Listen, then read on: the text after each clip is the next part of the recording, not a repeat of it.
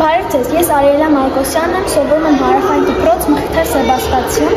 5-2 դասարան։ Ես այսօր կբացատրեմ խառը թվերի գումարումը։ Առաջինը գրում ենք մենք խառը թիվը և գումարում։ Հիմա գրեցինք խառը թիվը։ Հիմա մենք դնում ենք փակագծեր։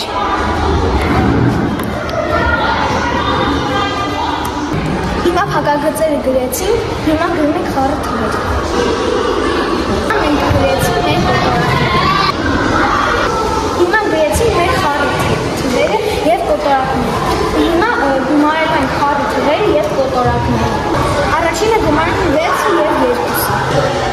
Հիմա մենք գումարեցինք 6-ը և 2-ը, ստացանք 8։ Հիմա գումարում ենք կոտորակները։ Պատասխանը ստանում ենք 8, 17,